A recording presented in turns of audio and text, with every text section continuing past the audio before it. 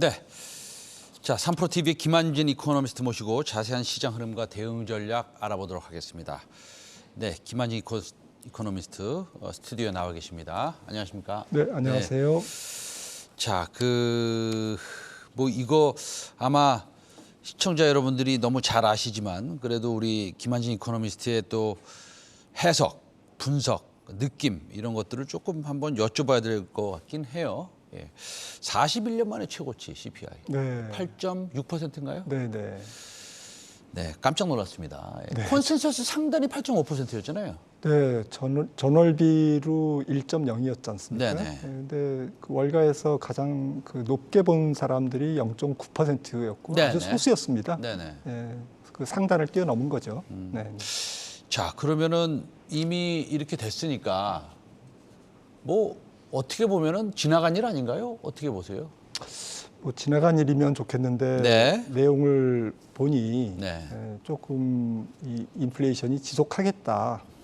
사람들이 인플레이션이 정점을 찍을 거다라는 어떤 기대가 좀 사라지고, 사그라들었나요? 네, 사라지고 지금 면면히 보면 에너지 가격 안 떨어지잖아요. 근데 왜 안 떨어지는지를 봤더니 미국 정유 회사들이 일단 가동률을 풀가동함에도 불구하고 공급이 수요를 못 따라가더라. 한 30%는 공급 부족이더라.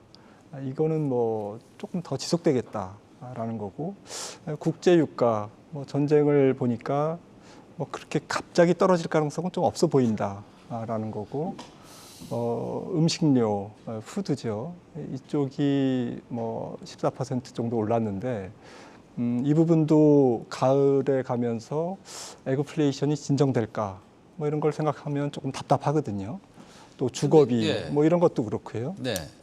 우리 김한진 이코노미스트님께 이제 여쭤보는데 내가 김한진 이코노미스트님한테 얘기하는 건 아니고요. 네네. 시장에서 피크아웃 한다면서요. 피크아웃 한다라는 기대가 조금 잘못된 것 같고요. 네. 뭐 저도 반성하고 있습니다. 아니 그게 아니라. 네. 예. 근데 이 부분이 어쨌든 너무 피크아웃이라는 것에만 집중하면 안 된다라고 이제 저도 좀 말씀을 드렸는데 지금 베이스가 8% 이상이지 않습니까? 네네. 결국엔 연말에 한 몇 %까지 도달할까? 저는 한 6% 정도 아래로 도달할 거로 봤습니다. 근데 6%라는 물가 상승률도 뭐 과거 평균에 비하면 굉장히 높은 물가인데요. 근데 지금 이제 지난주에 나온 물가 지표를 보고 판단한 것은 연말에 미국 CPI가 소비자 물가가 한 6.5% 정도 될 가능성이 크다. 6.5% 정도밖에 못 내려갈 거다. 그러니까 굉장히 더디게 내려갈 거다라는 거죠. 결국 뭐 한 6월에서 7월, 8월 이 중에 피크아웃은 하겠죠. 근데 시장에서 기대하는 것은 조금 빠르게 떨어지는 것을 기대하고 있는데 조금 더디게 떨어질 것 같다. 그리고 특히 지금 드라이빙 시즌과 냉방 수요가 조금 집중돼 있는 이 하절기에는 잘 안 떨어지겠다라는 게 이제 조금 컨센서스 것 같습니다. 네. 우리 김한진 이코노미스트 모시고 지금 얘기 나누고 있는데 스몰 캡은 잘 모르시죠? 그러니까 우리가 김한진 이코노미스트님이랑 한번 보겠습니다. 예. 자, 신성 홀딩스라고 있어요. 한번 보여주세요. 네. 이거 곡물 트레이딩 하는 데입니다. 네. 근데 오늘 상한가예요. 예. 그 다음에 중앙 에너비스라고 있습니다. 예. 중앙 에너비스는 여기는 주유소를 운영하는 데인데요. 여기도 상당히 좋게 보이고 있습니다. 시장은 정말로 인플레이션을 향해서 달려가고 있는 것 같습니다. 그런데 뉴욕 증시가 이렇게 폭락을 했고 그다음에 자이언트 스텝이 있을 줄 모른다라는 얘기가 나오면서 이런 인플레이션 관련주 종목만 이렇게 올라가고 있는데 사실은 우리가 좋아하는 종목들이 있지 않습니까? 예를 들어 삼성전자의 예를 들어보죠. 그것도 62,000원입니다, 지금. 이런 것들은 어떻게 지금 너무 많이 빠져서 사실은 뭐 많은 컨트레리언들이 말하듯이 이럴 때 우리가 좀 관심을 둬야 되는 거 아닙니까?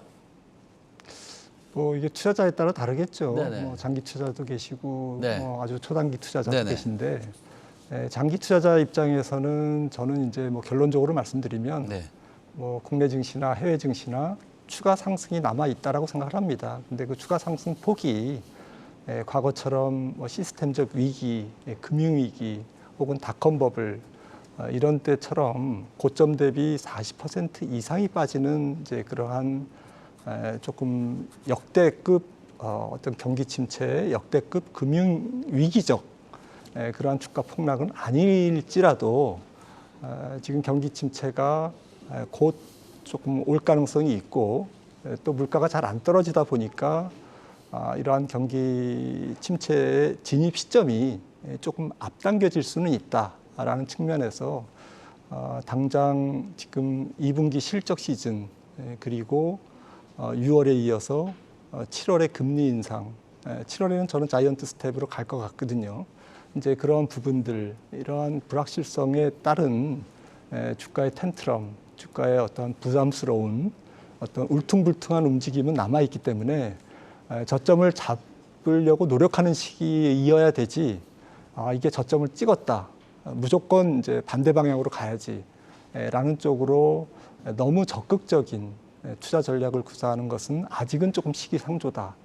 그러니까 추가 하락 여력이 주가의 조정 여력이 조정 여지가 조금 네네. 남아 있다라는 네. 쪽으로 정리할 수 있겠습니다. 알겠습니다. 지금 우리 화면에 나왔는데요.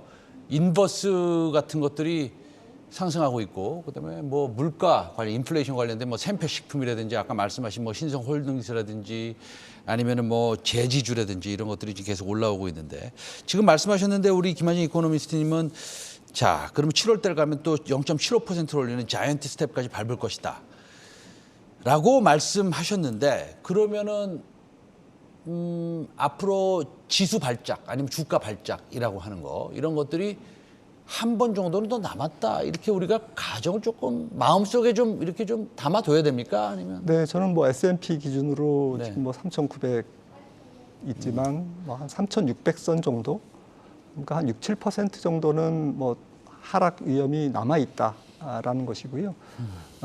추가로 뭐 3,500을 깨고 뭐 이렇게 아주 극단적으로 베어 마켓이 진행되지 않을 것이라고 보는 이유는 이번 경기 침체가 조금 가볍게 지나갈 것이다라는 거고, 그 이유는 역대급 금융위기라든지 이러한 닷컴 버블처럼 자산 시장이 고평가되어 있는 정도가 주식 시장이 그렇게 아주 고평가되어 있지는 않다라는 것이고, 또 일자리의 상실이라든지 대규모 부도라든지 혹은 금융 시스템의 어떤 망가지는 현상, 이런 것들이 즉 은행의 건전성이 지금은 굉장히 양호한 편이다라는 측면에서 이번 경기 침체는 인플레이션으로 인한 끈적끈적한 인플레이션으로 인한 경기 침체이긴 하지만 역대급 어떤 경기 침체, 위기적 상황은 아닐 것이다. 하지만 투자자 입장에서는 너무 좀 가볍게 보기는 어려울 정도로 지금 인플레이션 수준이 아직까지는 높은 상태에 있다라고 생각을 합니다. 우리 그 코스피를 보면요, 2,500 이하로 만약에 내려간다면 그거는 밸류에이션 상도 PBR도 뭐 1.0배 이하인 네. 것 같고, 그다음에 PER로 따져도 뭐 PER은 항상 변화가 있으니까 그건 좀 그렇긴 합니다만, 그래도 한 9배나 뭐 9.5배 이렇게 되지 않습니까? 그러면 이게 지금 우리가 금융위기는 아니지 않습니까? 무슨 뭐 리먼 브라더스가 다시 망한다든지 아니죠. 아니면 뭐 미국의 MBS 관련된 채권이 또 이렇게 뭐 이상해진다든지 뭐 이런 건 아니니까요. 이런 상황에서 여기서 더 내려간다면 그거는 좀 이상한 거 아닙니까? 글쎄요. 일단 지금의 경기 그 상황 혹은 기업 이익, 뭐 경기와 기업 이익으로 대변되는 펀더멘탈 환경은 향후 1년간 조금씩 계속 나빠지는 상황이라는 거죠. 방향성이.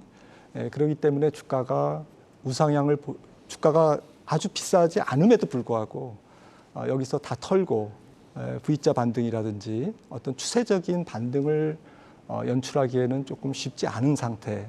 그러니까 경기가 쭉 내려가다가 U자형으로 이제 회복이 될 건데, 그것은 내년 하반기에 혹은 뭐 한 2, 3년 후의 일이고, 지금은 이제 경기 혹은 기업 이익이라는 펀더멘탈 환경이 조금 우하향 바닥을 향해서 내려가는 과정이기 때문에 모든 것이 이제 위험자산 시장의 어떤 그 식욕에 위험자산을 사고자 하는 그러한 자금의 흐름을 가로막는 환경이다라고 이제 지금 볼 수 있겠습니다. 네. 자, 우리 김한진 박사님 또 한 여쭤보겠습니다. 지금 문제는 아까 이제 그 뭐 관련 종목도 하나 보여드렸지만 곡물이 네. 문제고요. 근데 제일 큰 문제는 유가 아니겠습니까? 그렇습니다. 네. 그래서 유가가 이제 뭐 오늘은 조금 조정을 받고 있는 것 같아요. 네. 뭐 여러 가지 경기 침체 이슈도 있고 그런데 사우디, 이란, 베네수엘라 다 문제 있고 러시아는 뭐 더 큰 문제고요. 그 다음에 원유 재고 한번 차트 보셨는지 모르겠는데 네. 뭐 완전 밑바닥이죠. 네, 역사적 바닥입니다. 예, 그다음에 이제 상해하고 베이징 좀 있으면 완전히 또 열릴 수도 있고. 네. 그럼 120불 위로 올라가면 어떻게 되는 겁니까? 결국 뭐 120불 위로 가면 네네. 수요 파괴가 일어나겠죠. 사람들이 석유를 적게 쓰고 네. 자동차 이동량도 줄고 그러면서 이제 수요 파괴가 일어나는 건데 주식시장이 가장 싫어하는 시나리오죠. 그러니까 지금 주식시장이 지난주 금요일 날 미국장이 빠진 것도 결국에는 리세션, 경기 침체가 오긴 오는데 이 부분이 연준이 오히려 발화할 수 있겠다. 그러니까 수요 파괴를 통해서만이 에너지 가격이 진정될 수 있겠구나라는 그런 위협감이 불안감이 확산된 거죠. 그 트리거가 사실은 지난 주말 미국 휘발유 소매 가격이 $5, 약간 심리적인 저항선이 $5를 돌파하면서 그러한 주가 약세가 또 좀 더 가속화된 것이 아닌가. 또 미시간대 소비자 신뢰 지수도 기대 지수가 더 빠지고 이런 현상이 있었는데요. 이번 주도 마찬가지일 것 같습니다. 뭐 일단 지켜봐야 되겠습니다만은 유가가 일단 얼마 정도에 가면 좀 수요 파괴가 일어나면서 수요가 감소하면서 전체적으로 유가의 하락 변곡점이 나올 거냐라는 것이 이제 관건인데 이런 공급 사이드의 인플레이션은 사실은 유가 전망은 어렵지 않습니까? 전쟁도 있고 다른 공급망 차질 요인도 있기 때문에 이런 부분들에 대해서 뭐 조금 단언하기는 어렵겠지만 제 생각에는 150불은 넘어가지 않겠다라고 생각을 합니다. 알겠습니다. 150불은 넘어가지 않겠다. 자, 수요 파괴에 대해서 말씀해 주셨어요. 근데 저는 이런 질문을 드릴 수밖에 없습니다. 말씀하시면 좀 생각을 해봤는데요. 그 영화 범죄도시 2 보셨어요? 아직 못 봤습니다. 저도 못 봤습니다. 사실은 저도 못 봤는데 제가 범죄도시 2를 만든 이 제작사나 뭐 이런 이걸 좋아하시는 분들한테 반대되는 의견을 알려드린 건 아니고 혹시 엔데믹 그러니까 많은 사람들이 2, 3년 동안 영화관을 못 가고 이런 그 욕구가 분출해서 영화관을 가는데 만약에 과거와 같았으면 범죄도시 2가 1,000만을 넘어섰을까라는 생각을 한번 해봤어요. 어쩌면 넘어서지 않았을 수도 있겠다. 예. 그러면 사실은 이런 엔데믹 시대에 이 욕구가 분출하는 수요가 사실은 기름값이 지금 뭐 1리터 드는데 2,100원, 2,050원 이렇게 하는 것들을 좀 뭐랄까 무시하고 소비가 지속적으로 더 일어나서 인플레이션이 더 발생할 가능성은 없습니까? 네, 지금은 그래서 이게 완충지대인 것 같습니다. 네네. 뭐 국내나 뭐 미국이나 주요 선진국들이 전부 아직까지는 소비자들이 물가가 너무 올라서 비싼데 그러면서 이제 뭐 조금 싼 데를 찾아가고 네. 그러니까 뭐 타겟 같은 경우는 재고가 늘지만 뭐 달러 트리 같은 경우는 뭐 한국판 다이소 이런 쪽은 또 매출이 늘고 네네. 이런 현상이 나타나고 있는 거고요. 네네. 또 필수 소비재는 뭐 당장 줄일 수는 없으니까 또 원래 가격에 좀 비탄력적이고요. 하지만 뭐 좀 어쨌든 임의 소비재, 당장 뭐 필요 없는 그런 사치재 같은 경우는 이제 조금 소비가 줄고 있고요.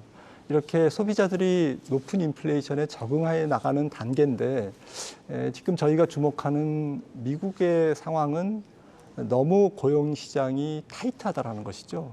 그런데 일부 기업들은 뭐 월마트가 해고를 한다든지 일단 고용을 줄일 겁니다. 하지만 또 다른 업체는 또 고용을 여전히 인력난에 시달려 있고 있기 때문에 고용을 늘릴 거거든요. 네. 그래서 고용의 어떠한 그 엇갈림 현상, 그 다음에 소비자들이 이 인플레이션에 적응하는 기간, 이러한 완충 지역을 지나고 있기 때문에 약간의 뭐 경기가 좀 우하향하고는 있겠지만 조금 소프트하게, 조금 부드럽게 아직까지는 진행되고 있는 것으로 조금 전망되고요. 그런 관점에서는 주가가 단기에 급락하면 기술적인 반등이 반드시 일어나는, 아직까지는 일어나는 그러한 오뚜기처럼 기술적 반등이 계속 반복되는 그런 상황이 연출될 거는 같습니다. 네. 제가 우리 김한진 박사님한테 질문을 한 10개는 더 하고 싶은데 지금 시간이 좀 모자라서 마지막으로 하나 질문 드릴게요. 네네. 이거는 그냥 단순한 질문입니다. 전쟁이 끝난다. 그러면 어떻게 됩니까? 전쟁이 끝나면 유가가 좀 더 이상 안 올라가겠죠. 네. 거기서 스탑될 것 같습니다. 네. 그럼 인플레이션도? 그렇지만 인플레이션은 쉽게 떨어지지는 않겠죠. 아하. 알겠습니다. 전쟁이 끝나도 별 좋은 건 없는 것 같아요. 최악의 상황은 피하겠죠. 알겠습니다. 최악의 상황은 좀 피할 수 있다. 오늘 3프로TV의 김한진 박사님 모시고요. 이코노미스트 모시고 자세한 시장 흐름과 대응 전략 그리고 김한진 박사님의 의견 또 들어봤습니다. 오늘 말씀 너무 감사합니다.